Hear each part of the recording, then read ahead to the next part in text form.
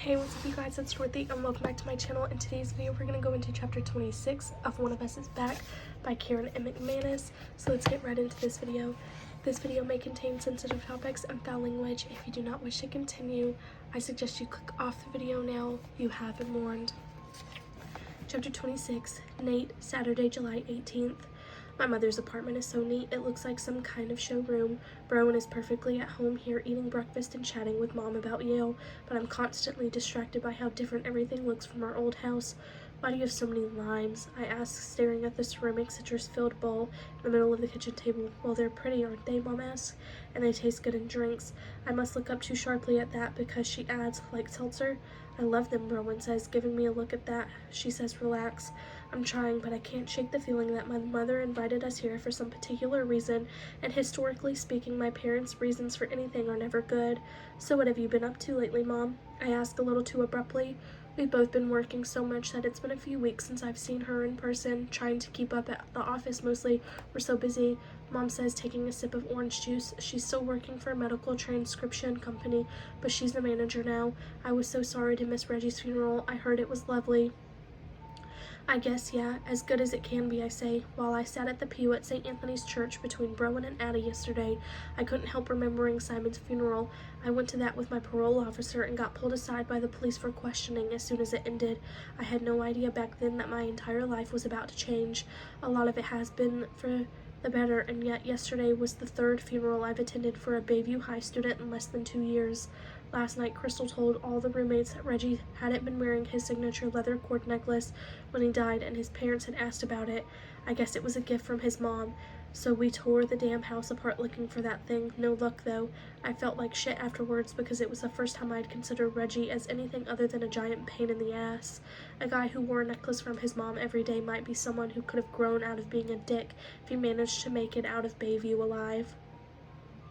Mom seems to be thinking along the same lines as she shoots me a rueful smile.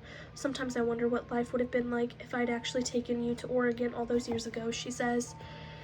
It would have been terrible, Browen says instantly. Both my mother and I turn her way and her cheeks get red. For me, I mean. I shake off my gloom about Reggie and tease. What are you talking about? You'd be living your best life dating some Yale legacy while I pined away at your other 5th grade crush, Browen says, her lips curving up. It doesn't matter how many times she smiles at me like that, I still forget how to breathe for at least a few seconds. Accurate, I managed to say. It all worked out for the best then, Mom sounds like she means it even though she got that short end of the stick. You must get tired of living here though, I say. What with all the, I was going to say murders, but stop when Browen shakes her head. Yuppies, I finish. It's where you live, Mom says. Like this, that settles the matter.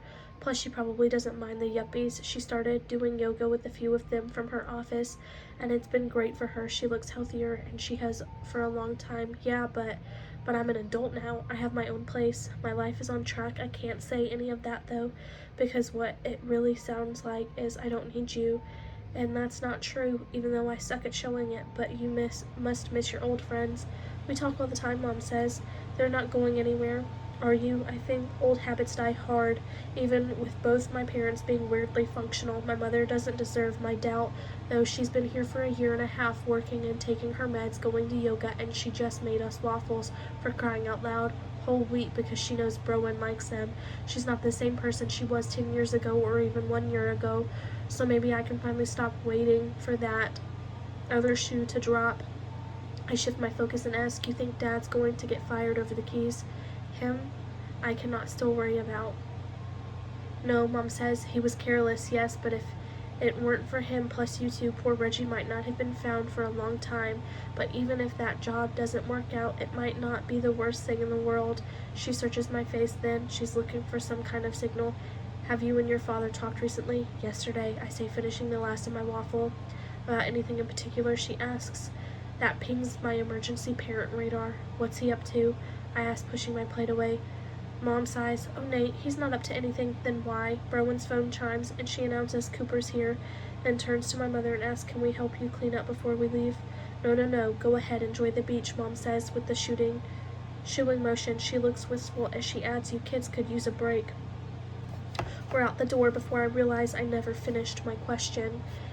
They should have taken less than 15 minutes to get to the beach, but with Cooper at the wheel, it's almost twice that. His car is wasted on you, I tell him, as he finally inches into an empty spot in the parking lot. Louise talked Cooper into buying a black Suburban WRX, a sleek, sporty little sedan that didn't cost a fortune. It probably goes a lot faster than 30 miles per hour too, but we wouldn't know that thanks to Cooper's obsession with the speed limit. I'd never had a new car before, Cooper says, adjusting his sunglasses and pulling a baseball cap from the glove compartment. Should we be taking it to the beach then? Browen asked nervously. We're going to be covered in sand when we get back. It's okay, I have a vacuum cleaner, Cooper says earnestly. Chris, who's halfway out the passenger, just swallows a grin as he passes me on the way to the trunk. He opens it and carefully pulls a blanket and chairs and umbrella from the small space, looking so much like a dad that even Browen, who's actually that organized one, can't help but laugh. Don't forget the cooler full of juice boxes, she teases. It's full of water bottles, but yes, Chris says, handing everything except the umbrella off to Cooper. Could you grab it, Nate? I do without being a smart ass, because that might be our last beach day for a while. Addie and Maeve are leaving for Peru on the last day of July. Cooper's summer league wraps up in early August, so he and Chris are visiting Chris's family in Germany after that. And way too soon it's going to be time for Browen to go back to Yale. So even though it's a weird time in Bayview, we decided to act like a normal group of friends and spend Saturday together. Besides, if we waited for it to not be a weird time in Bayview, none of us would ever leave the house. Maeve says they're to the left of the lifeguard tower, Browen reports, scanning her phone as we cross the parking lot. It's a perfect summer day, hot and sunny. The sky a bright cloudless blue. The air smells like a mix of salt, sunscreen, and sugar wafting from the cotton candy machine and the snack shack to our right. She says to look for her hat. Okay, I say, although I'm not looking for anything except Browen, while she pulls off her t-shirt and stuffs it into her beach bag. My girlfriend in a bikini and cutoffs is quite possibly the greatest sight on earth. Her hat? Cooper asks as we reach the sand. There are hundreds of people here. How are we supposed to? Oh. He trails off and I follow his gaze until I spot a striped straw hat the size of a small planet. She's always finds new levels to covering up, doesn't she? You know how Maeve feels about sun exposure, Browen says, or the beach in general. When we reach her, Maeve is sitting cross-legged on a chair in the near center of a large blanket, wearing a long-sleeved shirt, floaty white pants, and sunglasses that cover almost half her face. There's a laptop balanced on her knees and a giant bottle of sunscreen beside her chair. Oh good, she calls out as we approach. Finally, an umbrella. Yeah, thank God, I say, dropping the cooler at the edge of the blanket. Looks like one of your wrists is getting sunburned. Really? Which one? Maeve asked, reaching for the sunscreen. Where's everyone else? Browen asked, stretching out on the blanket beside Maeve's chair. I sprawl beside her and pull her close, nuzzling the space between her neck and her shoulders, and she laughs when I hit a ticklish spot. Knox and Addie are getting ice cream and Louise and Phoebe are swimming, Maeve says, gazing resentfully out to the sea.